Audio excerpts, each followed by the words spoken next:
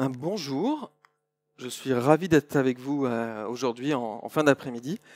J'espère qu'on va passer un bon moment et que vous n'êtes pas trop fatigués. Parce que je vais malmener la prod en direct avec 15 failles de sécu. Pourquoi? Parce que la sécurité, c'est d'abord une affaire de dev. Alors moi, la sécurité, j'ai eu plein de formations de sécurité qui ressemblaient, alors pas celle-là, ça c'est mes mails perso, voilà, plutôt à ça. Il faut pas cliquer. Donc, globalement, c'est à peu près ça le niveau de connaissance. C'est bon. C'est à peu près ça le niveau de connaissance. C'est bon, là. C'était mieux avant. C'était à peu près ça. Là, c'est bon. C'est à peu près ça le niveau de connaissance en sécurité des développeurs dans mes équipes. Et c'est pas extraordinaire. Moi, la sécurité, j'ai découvert avec Ajax. Pas celui-ci, celui-là. Le Ajax de Asynchronous, JavaScript à Asynchronous encore, XML, HTTP request. Bon, il y a au moins un A en trop, mais c'est les trucs en asynchrone, hein, on ne sait jamais comment ça marche. Bref, il y a bientôt 20 ans, j'ai développé un jeu en ligne, un MMORPG par point d'action. J'ai eu un succès relatif, une trentaine d'utilisateurs presque réguliers. J'avais un back-end en PHP et le front en JavaScript avec ce fameux objet qui venait de sortir, qui faisait des choses magiques. Ma page pouvait enfin être dynamique. Et j'ai découvert que j'aimais pas beaucoup le PHP, j'aimais pas beaucoup le JavaScript, et puis j'étais super mauvais en sécurité, que mes utilisateurs, ils étaient pas tous gentils en fait. Et donc voilà, j'ai découvert que j'étais très mauvais en sécurité et j'aime pas être très mauvais. Je me suis un peu amélioré depuis. Je m'appelle Gaëtan Eléouette. Je suis développeur Java principalement. Donc ce que j'ai dit sur PHP, JavaScript, en fait, c'est pas vrai, hein, mais c'est juste j'ai changé. Je travaille pour Meritis, qui est une ESN qui embauche plein de monde, en particulier sur la partie développement applicatif, que ce soit en AT ou pour des forfaits engagement. Vous me retrouvez sur des nombreux réseaux sociaux avec Gaëtan. Également sur tout ce qui va être programmation compétitive, où je suis assez présent. Voilà. Je suis aussi le CEO, main lead staff principal, développeur du premier site mondial de blagues de chats.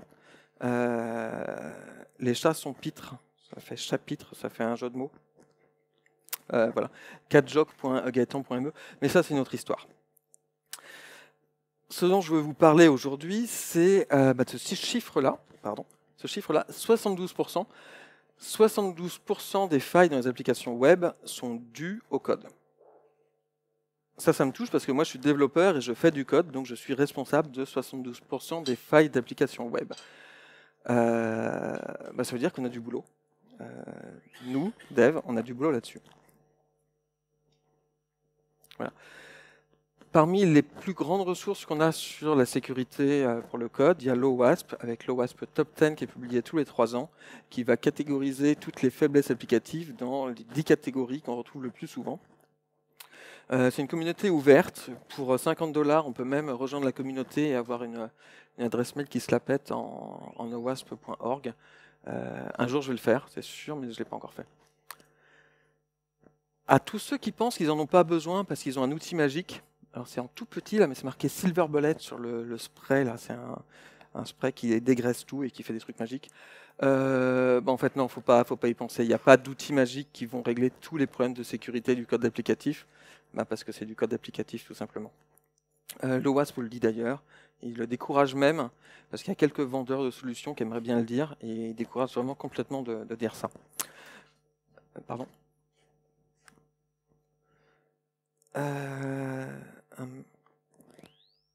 Ok. M Antoinette 75. Ok. Elle raconte N a envoyé un défi sur un truc.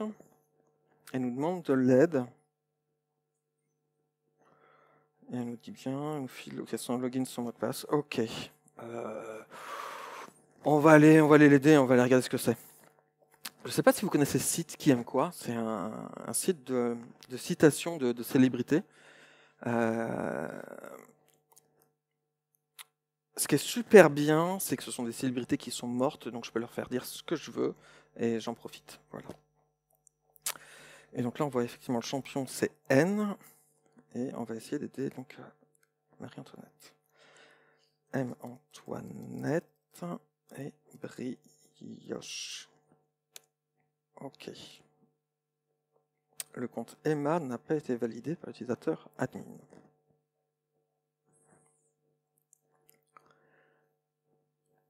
Alors là, le admin qui leak, eh ben, c'est une première faiblesse du logiciel. On a une application qui génère une erreur qui contient des informations sur l'environnement. C'est pas bien. C'est la première CWE, CW209. Alors CWE, qu'est-ce que c'est? Common Weakness Enumération, donc c'est bien ça, une faiblesse. Elles sont décrites sur le site de l'OAS par une description, un numéro, donc voilà, c'est un numéro qui correspond à leur identifiant. Plus intéressant, la catégorie, dans quelle catégorie ça se range, et puis encore plus intéressant, quelles sont les conséquences d'exploitation de cette faiblesse. Les trois principales conséquences des faiblesses logicielles, ce sont des atteintes soit à la confidentialité, soit à l'intégrité, soit à la disponibilité. Ça fait un trigramme CIA, je ne sais pas ce que ça fout en sécurité ce truc-là, mais voilà, ça peut être un truc pour le retenir. Enfin, vous l'avez peut-être tous vu, le champ mot de passe qui n'est pas masqué. Là, je l'ai fait exprès parce que moi, je vais le taper plein de fois. S'il est masqué, je risque de me planter une fois sur deux et que ce soit désagréable pour vous. Mais il faut bien évidemment les masquer parce que sinon, c'est une faiblesse d'exploitation humaine par les gens qui pourraient passer autour. Ok. Donc effectivement, son compte, ça marche pas. J'ai une petite interface là qui va me permettre de rejouer des requêtes. Alors, pour ceux qui font du dev web et qui connaissent déjà des outils, ça ressemble un peu au machin DevTools, mais en beaucoup plus simplifié pour montrer que les informations dont on a besoin. Pour ceux qui sont un peu plus dans la sécurité, il y a des proxys qui se mettent entre notre navigateur et le site qui font des choses équivalentes. Mais encore, c'est trop compliqué. J'avais besoin de montrer que du minimal, donc j'ai réduit aux informations essentielles. Donc là, il me permet de rejouer une requête en post. Il y a le domaine, il y a l'URL et il y a le body. Les problèmes de contraste, là, c'est bon, tout le monde arrive à lire. Et donc, j'envoie la requête et il me répond, le compte Emma n'a pas été... OK. Alors, il y avait un utilisateur, admin. Je ne connais pas son mot de passe. On envoie. Compte ou mot de passe invalide.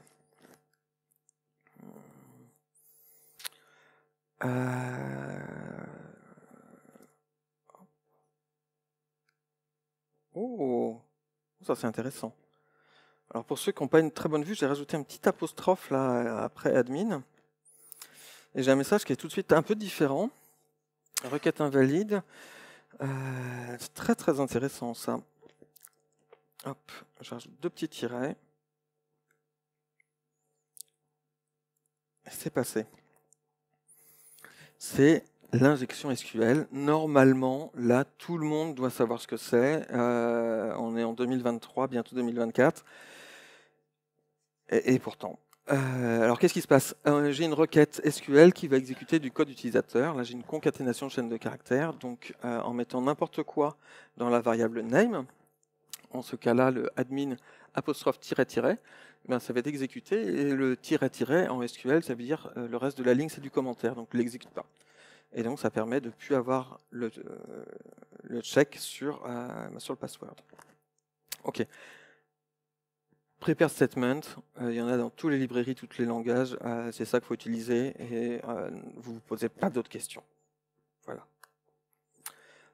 On y est, et donc là, normalement, on est logué. Effectivement, je suis logué en admin et je vais pouvoir valider Emma. Parfait. Nickel. On va pouvoir se connecter. M-Antoinette. Brioche. Pas mal. Il y a une citation. Ils peuvent être mes bourreaux, mais ils ne seront jamais mes juges. Ok. Ah, sa citation n'est pas validée. Ouais, on va la valider. Zut. On va regarder. Hein. Hop, la requête de validation. J'envoie. Ok, j'ai la même. Qu'est-ce qu'on va pouvoir faire ça. Ok.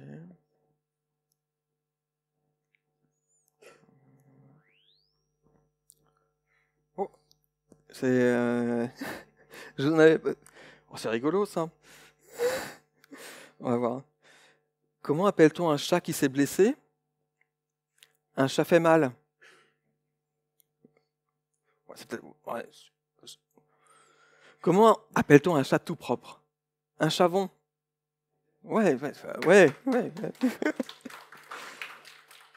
Bon, le truc, c'est que c'est mon site. Et donc, j'ai l'administrateur qui vient régulièrement sur mon site. Donc, je vais pouvoir changer un petit peu le code source de ma page. Et puis là, j'ai un bout de script qui va chercher la dernière blague. Et puis, je vais rajouter... Hop. Hop, voilà. Je rajoute un petit appel JavaScript en lui demandant de faire l'appel sur le endpoint avec la méthode post. Je sauve. Et puis on attend un tout petit peu que l'administrateur vienne se fendre la poêle. Comment appelle-t-on un chat dans l'espace? Un satellite. Et notre administrateur est passé. C'est ce qui s'appelle CSRF, Cross Site Request Forgery. Le site ne vérifie pas que les requêtes sont intentionnelles. Donc j'ai mon site malveillant qui est en rouge et qui fait l'appel dans sa page. Et notre pauvre utilisateur admin qui est déjà logué, en fait, sa session est déjà embarquée. Et donc quand l'appel va être fait de son navigateur, l'appel va être fait avec toute sa session, ce qui va me permettre de faire cette action. On ne s'en protège pas avec des CORS, ça sert pas du tout à ça. Les CORS Cross Origin Resource Sharing, c'est pour empêcher un site d'utiliser des ressources qu'on a sur le nôtre. C'est pur navigateur, ça ne protège pas du tout des CSRF. La requête est d'abord envoyée, il y a plein d'autres choses qui se passent. C'est pas fait pour et ça ne protège pas. La protection, c'est ça, c'est le token CSRF, token anti-CSRF, pardon, jeton aléatoire unique qui est mis dans les pages et qui est renvoyé.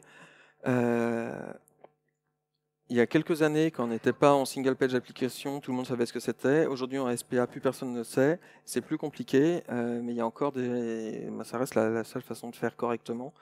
La documentation des frameworks front, des frameworks back qui utilisent ça, elle est complète. Il faut la lire, il faut comprendre comment ça marche pour avoir ces tokens d'embarquer correctement. Petite dernière. Comment appelle-t-on un chat qui tombe dans un pot de peinture en décembre? Un chapin de Noël. Ah. Et donc là, normalement, j'ai la citation qui a été validée. Parfait. Qu'est-ce qu'on a d'autre ici? Message. Ok.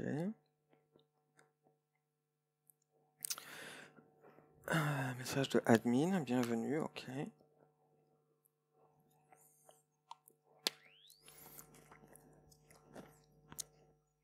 Oh, ça c'est rigolo de l'italique dans le message. Ouais. À quoi ça ressemble les messages?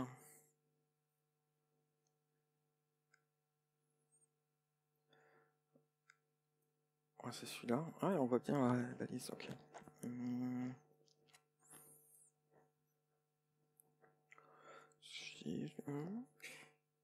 Ah.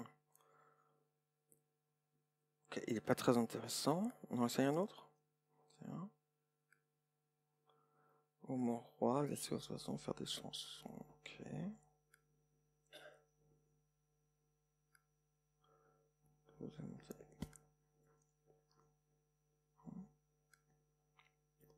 Oh, très intéressant. accès à des données d'autres utilisateurs en manipulant une clé d'identification. Donc là, je change l'ID du message et puis je vais parcourir la liste des messages et lire des choses auxquelles je n'aurais pas le droit d'avoir accès. C'est souvent oublié, on pense souvent à l'authentification. L'authentification, c'est facile, il y a plein d'outils. L'autorisation, c'est plus dur, il n'y a pas d'outils.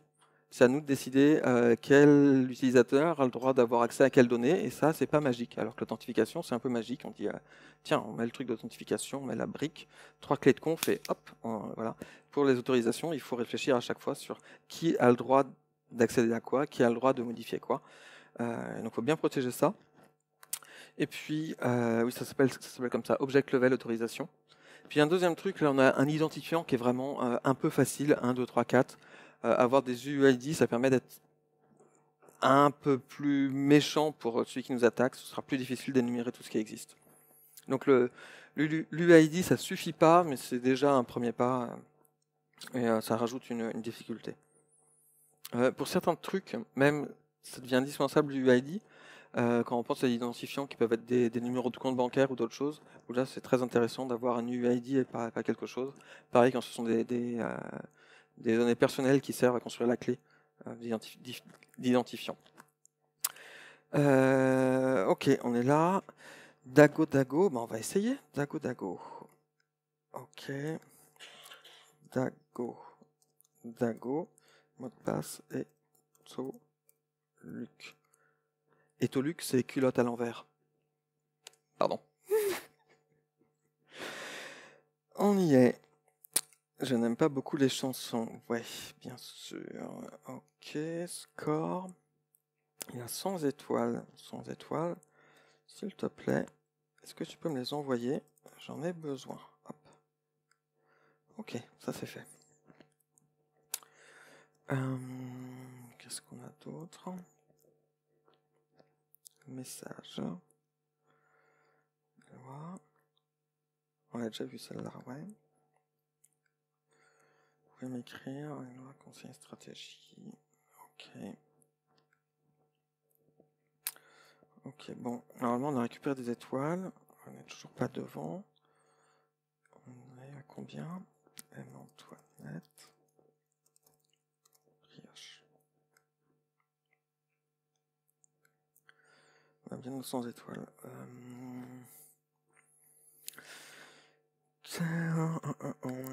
Ouais, comment ça marche? Conseiller stratégie. Ok, j'envoie. Ouais, ok.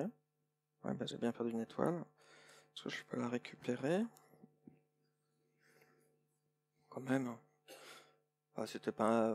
je la récupérer.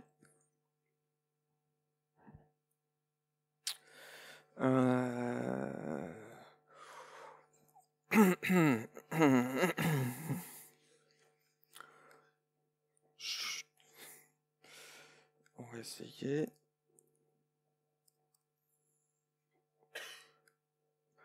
Ah ouais, j'en ai récupéré 100 parce que, zut, l'effort, tout ça. Oui, donc valider les données utilisateurs dans le client, c'est super chouette. Ça nous permet d'avoir des messages utilisateurs qui sont très sympas. Pour l'accessibilité, c'est top. Pour la sécurité, ça sert à rien. On valide les données côté back toujours. Parce que c'est bien simple. Hein. Le gars gentil passe par nos contrôles, mais celui qui n'est pas gentil, il passe pas par nos contrôles, vu qu'il peut complètement éviter notre front. Donc, contrôle toujours côté back. Le côté client, c'est pour de l'accessibilité, c'est pour du user-friendly, c'est pour de l'UX, de l'UI, tout ce qu'on veut, mais c'est pas pour de la sécurité. Ok. Donc là, on a bien récupéré 199, cool. Cookie role user.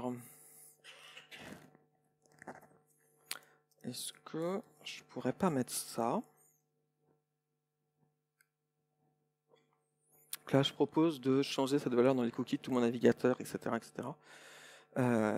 Et ça change partout. Ok. Et là effectivement, j'ai l'interface d'admin. L'interface d'admin, je vais pouvoir me créer un bon cadeau. Très bien. Hop. Alors, Ce rôle en cookie, c'est une valeur sensible qui est utilisée et on n'a pas de contrôle d'intégrité. Contrôle d'intégrité, ça veut dire est-ce que je vérifie que c'est bien moi qui ai écrit cette valeur-là et que c'est pas quelqu'un d'autre. C'est pas bien. Il faut valider les données qu'on lit dans les cookies quand elles sont sensibles. Pour ça, il n'y a pas de magie. On rajoute une signature dans le cookie qui va permettre de dire oui, c'est bien moi qui l'ai créé, c'est pas quelqu'un d'autre, il n'a pas été modifié entre-temps. Voilà, hop, et là, je vais récupérer le bon cadeau. M-Antoinette, brioche. Et vous comprenez pourquoi il est en clair, là, quand même. Et donc là, j'ai normalement un bon cadeau. Hop, code 694. Parfait.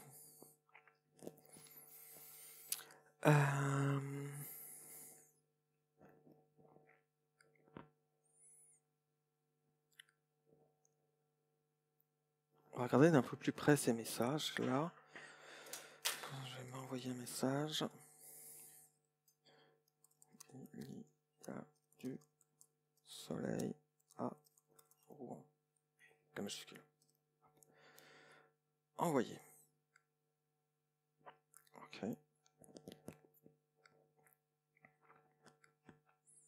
Comment ça marche ce truc?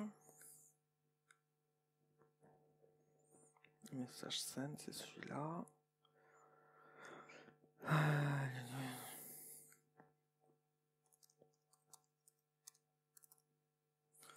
Si, du soleil à Rouen.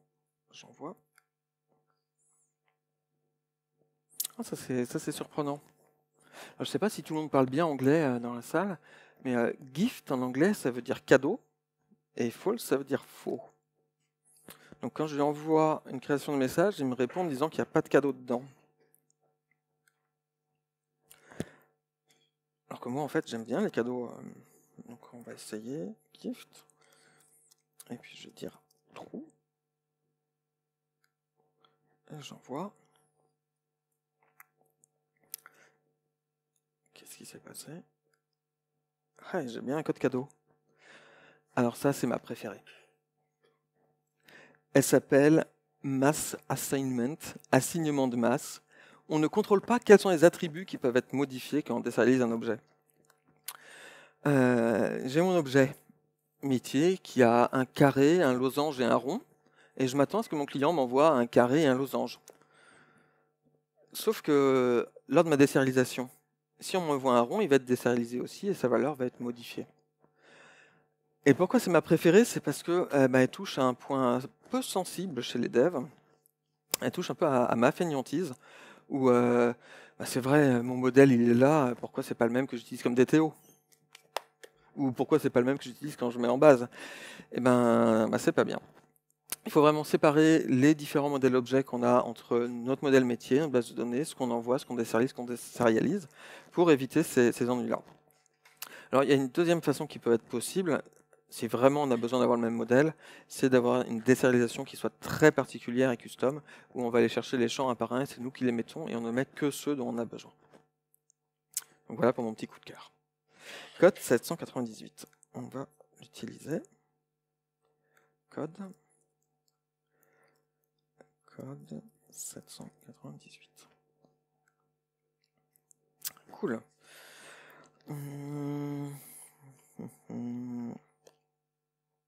Qu'est-ce qu'on a d'autre?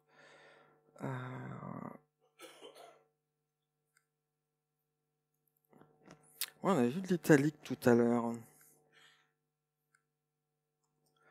Avec des balises dedans, mais moi c'est pas vraiment de l'italique que j'ai envie de mettre. Hop. Donc là, j'attends que l'administrateur vienne lire son message. Et dès qu'il l'aura lu, ça va exécuter le JavaScript qu'il y a dedans et m'envoyer un message. Alors, c'est la XSS. Ne pas confondre avec l'autre qui avait plein de S tout à l'heure. Celle-là s'appelle Cross-Site Scripting.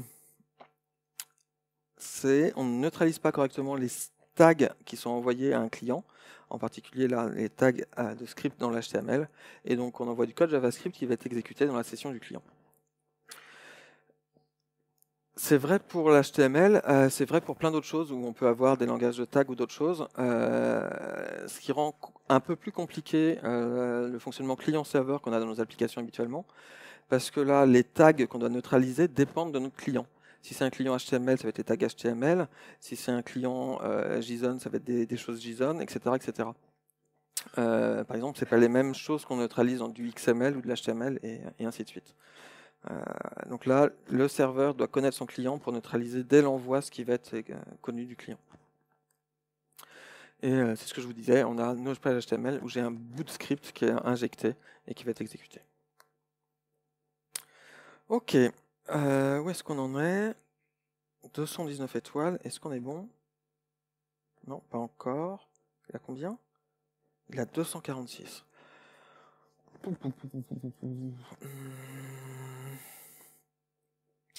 Qu'est-ce que j'ai d'autre?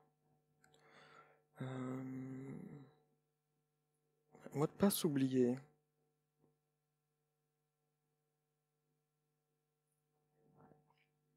Ça me rappelle un truc. Ça me rappelle quelque chose. Il est où là?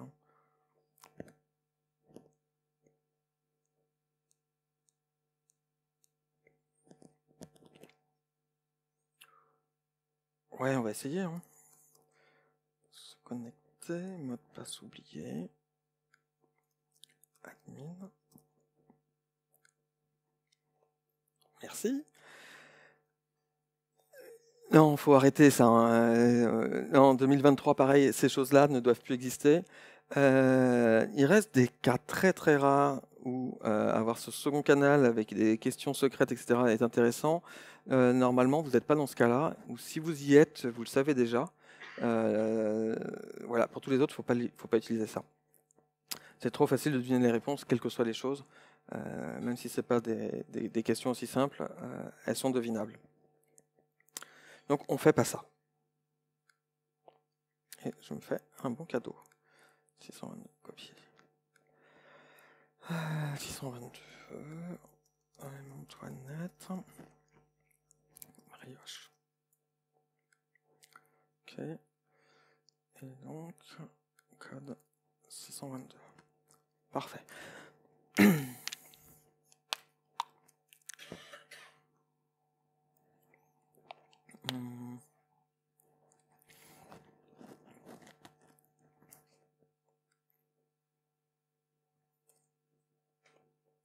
Je l'avais déjà fait. Hein. Oh. Invalide. Ah zut, on l'a pas vu. Invalide code exception at adm fake. Ok. Non, moi je suis dev Java, alors les stack traces dégueulasses, j'aime bien ça. Hein. Je suis désolé. je la remets quand même. Hein.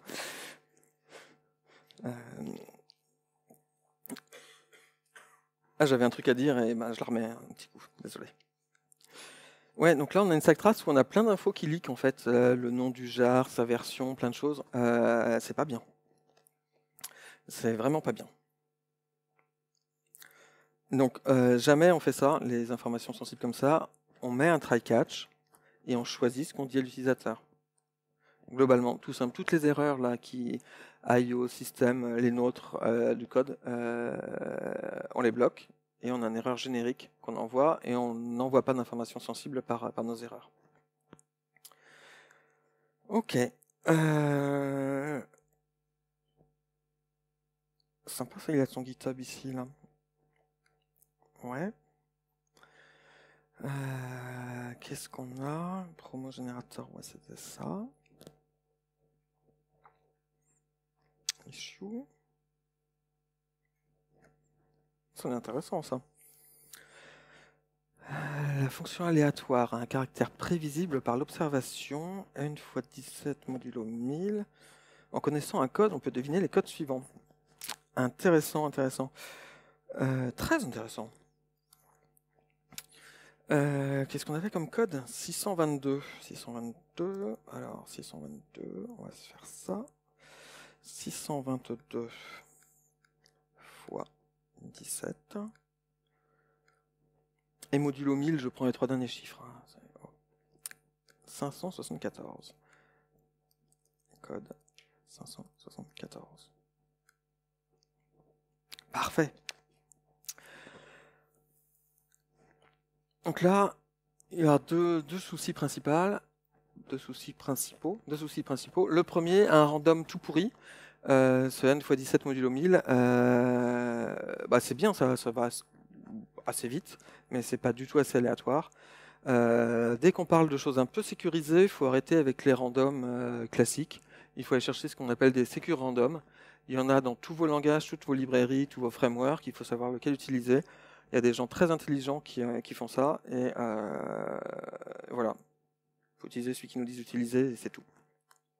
Pour ceux qui veulent se la péter un peu plus en soirée, ça s'appelle des CSPRNG, Cryptography Kali Secure Pseudo Random Number Generator.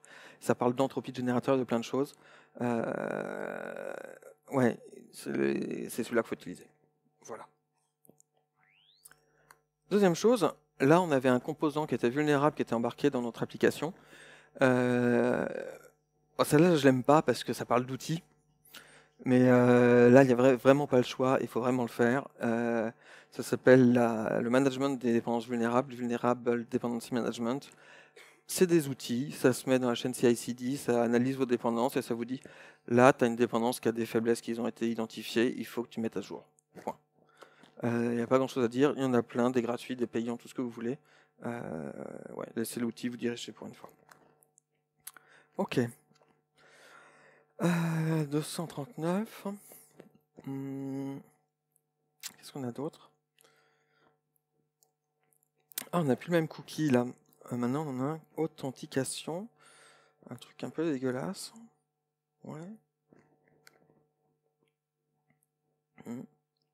Alors, c'est un token JWT. Pour ceux qui ont de très bons yeux, il y a des petits points qui sont cachés là à certains endroits. C'est une chaîne de caractères qui est du base64, c'est juste un encodage, donc il n'y a pas de cryptage dessus. Et il y a trois parties qui vont être séparées par un point. D'abord, on a une en-tête qui va décrire ce qu'on trouve dedans. Ensuite, on a un corps où on a des données. Et puis enfin, le dernier, c'est ce qui s'appelle la signature. Alors, en-tête, algo MD5, type JWT, name en M Antoinette. Alors, MD5, je ne sais pas si vous savez ce que c'est. C'est du hachage. Hein. Il y a très très longtemps, c'était utilisé pour vérifier si deux fichiers étaient égaux, mais c'est à peu près tout. Et il est complètement pété. Et comme c'est juste du hachage et que c'est vraiment pas de la crypto ni de la signature, ça veut dire que j'ai pas de clé. Donc là, je vais pouvoir mettre admin et reforger ce hash puisque c'est un hash et c'est pas une signature. Voilà, donc j'ai forgé mon nouveau hash et je vais pouvoir l'appliquer dans tous mes navigateurs. Hop. Et je suis bien admin. Cool. Donc là, c'est weak hash qu'elle s'appelle. L'algorithme qui construit la signature est trop faible. Donc là, il était vraiment trop faible. Il y en a plein qui sont un peu moins faibles, mais qui sont encore trop faibles. Bref, il y a des experts qui disent en 2023, c'est tel algo qu'il faut utiliser. Si vous voulez être en avance, il y a celui-là qui donnera le standard dans 2 ans, que vous pouvez déjà mettre, mais on utilise l'algo qui est celui recommandé, point à la ligne. Voilà. Et comme je suis admin, je vais me faire un cadeau. 202. Donc là, vous remarquez 202, c'est pas le précédent x17, tout ça, ça a changé. Terminé. 202, on récupère. Antoinette. Brioche.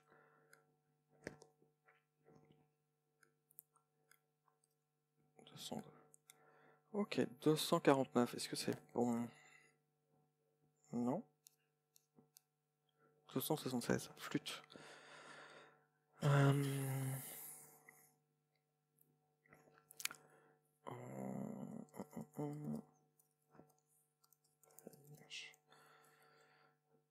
y a un truc qu'on n'a pas encore regardé, ce truc là, créer un code cadeau.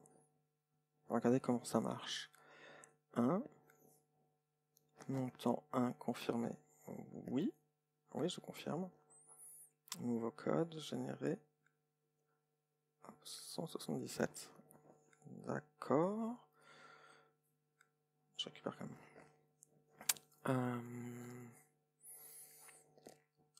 On va regarder ce qui s'est passé un peu plus près. Hop. Alors, on a eu coupon create, confirme, generate, use. Ok. On va recréer un nouveau. Confirmer.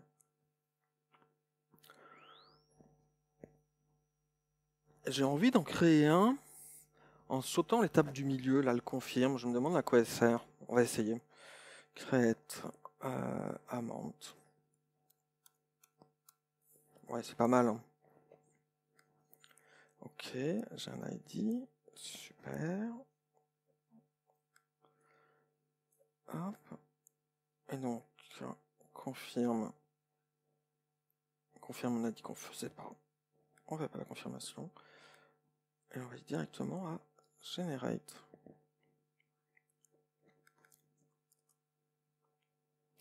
Envoyer.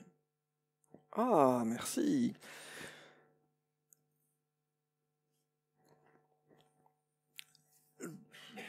On a de nombreux workflows dans nos applications en général. Les workflows, c'est bien. Le cas d'usage, celui qui est décrit par le PO, il est facile. C'est tous les cas qui ne sont pas les cas d'usage, qui ne sont pas les cas qui sont précisés, c'est tous les cas d'erreur, tous les cas d'étapes qui sont jouées plusieurs fois, d'étapes qui sont sautées, etc., qui font notre valeur à nous développeurs. On doit penser à tous ces cas-là, à tous les cas qui ne sont pas prévus en fait par les métiers. Et donc on doit gérer tous ces cas, même les non valides, et je dirais même plus, surtout les non valides, parce que les cas valides c'est facile et c'est les non valides qui apportent notre valeur à l'application. Ok, code 809. Code 809. 809. Pas mal. Non? Je réfléchis peut-être. Il a combien?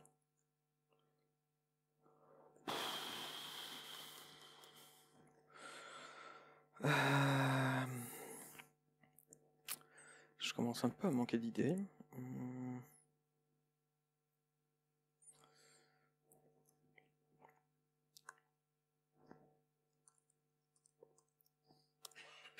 Ah cool.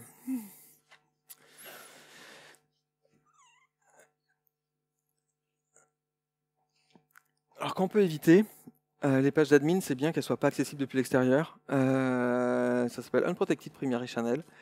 Bref, on fait en sorte que les pages admin soient accessibles que depuis notre réseau interne. C'est beaucoup plus simple pour la sécurité de notre application. Voilà.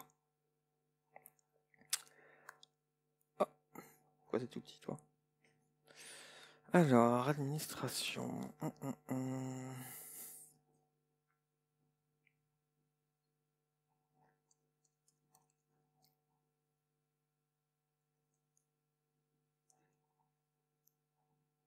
Non, non, non, non, non, non, non, non, non. On essaye. Ah non, non. Zut.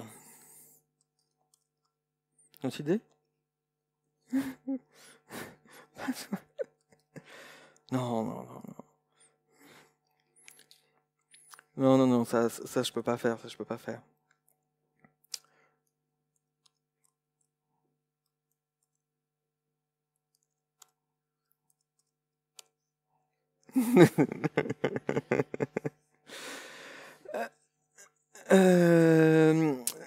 Oui, donc là, on évite l'authentification par un chemin alternatif. Donc oui, quand on met de l'authent, c'est bien de l'avoir partout.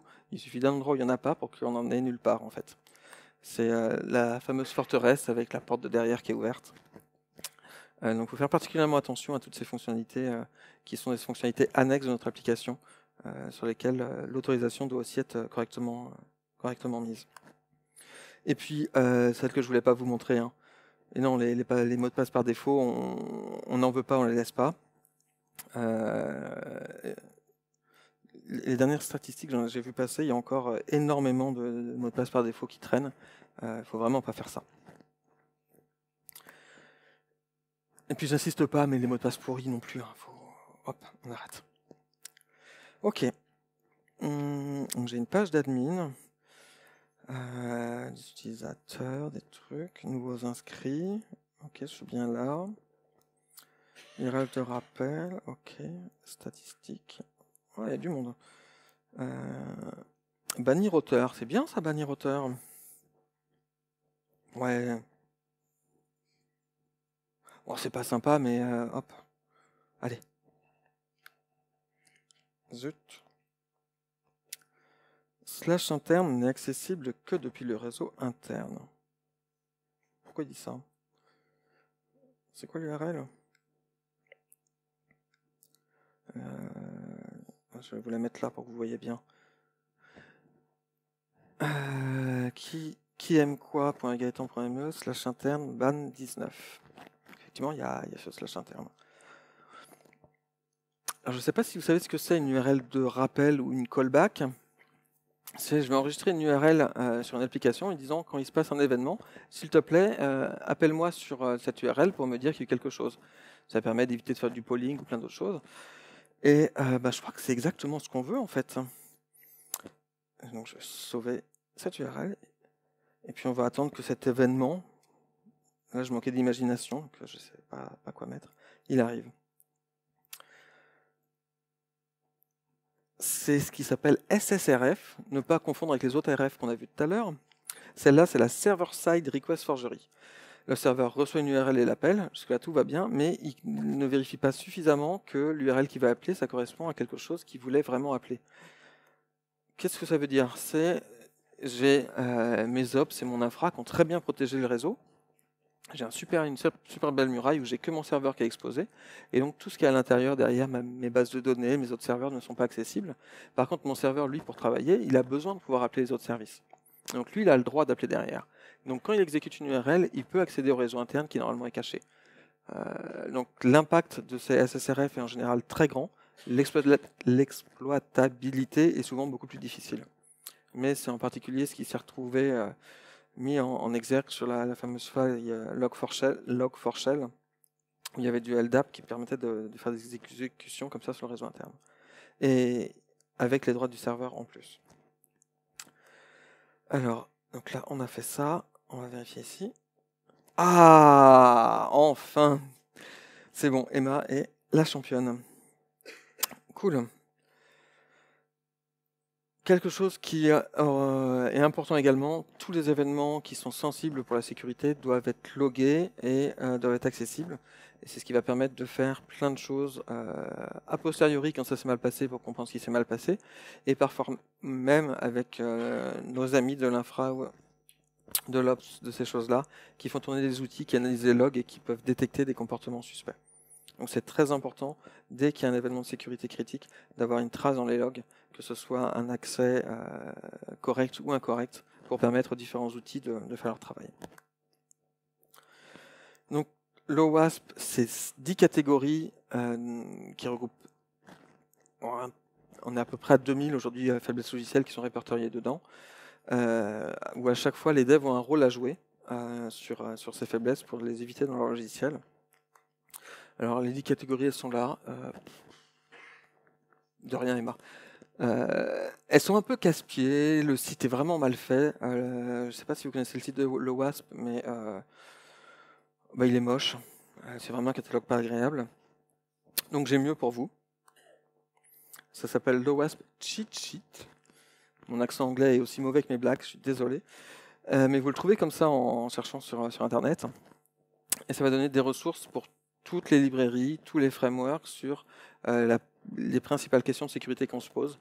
Par exemple, si vous avez un doute sur comment il s'appelle le bon secure random que je dois utiliser, et ben ça vous dit comment il s'appelle dans votre langage, etc.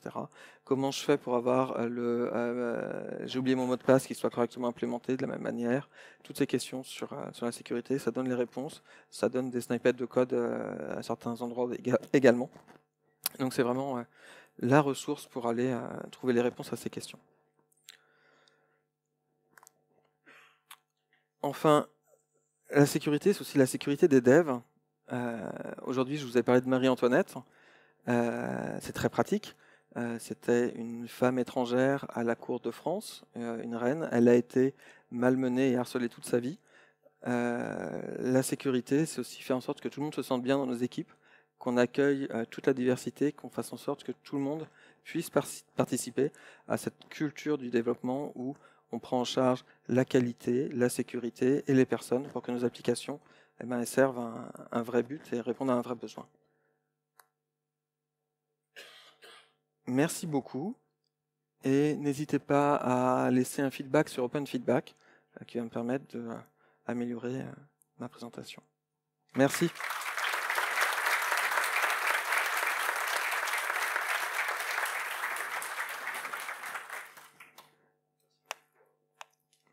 Allô, allô. Merci beaucoup pour la présentation. Est-ce qu'il y a des questions pour en prendre une? Si c'est parce qu'il n'y avait pas assez de contraste, je ne la prends pas. Merci. J'ai juste pas compris au moment où tu as parlé de MD5. Alors oui, je sais que MD5, du coup, c'est pas assez, c'est plus valide. Mais ce que j'ai pas compris, c'est quel rapport entre MD5 et le fait que tu changes et que tu régénères le token, ce que tu as juste changé la valeur dans le token, tu as régénéré un token. Et voilà, mais quel rapport avec la faiblesse de MD5 là-dedans? Ok. Donc la question c'est le petit arnaque que je vous ai fait sur le jeton JWT avec MD5. Alors c'est une arnaque parce que MD5 n'est pas un algorithme de chiffrement autorisé par JWT, parce que ce n'est pas un algorithme de chiffrement justement, c'est juste un algorithme de hash. Et donc là j'ai juste utilisé un hachage plutôt qu'un algorithme de signature. Normalement effectivement il y a une clé et j'aurais pas pu faire ça sur un token normal.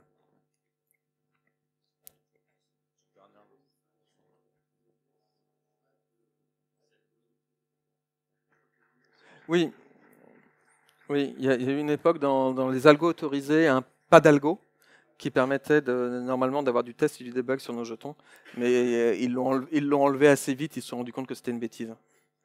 En particulier, il y avait de nombreuses librairies de décodage des jetons qui acceptaient des algos auxquels on n'était pas obligé de dire quel était l'algo qu'on attendait lorsqu'on lisait un jeton, donc on pouvait lui envoyer n'importe quel jeton. Bonjour. Oui. Moi j'avais une question, il y avait un des points, c'était ne pas permettre l'interface d'administration en dehors du réseau interne. Oui. Et ça, avec le Covid, je pense qu'il y a quand même beaucoup de choses qui ont changé. Est-ce qu'il y a des recommandations alternatives à sécuriser le réseau VPN. Voilà, VPN. En général, tu fais tourner tes interfaces d'administration accessibles que depuis le réseau interne, et ton réseau interne, tu rentres par un VPN ou ces autres choses-là.